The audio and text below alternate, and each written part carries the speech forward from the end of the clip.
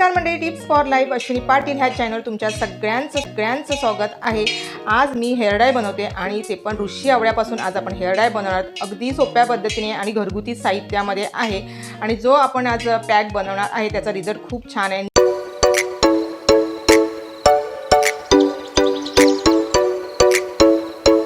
आवळा कट केला तो सर्व घालून घेऊया।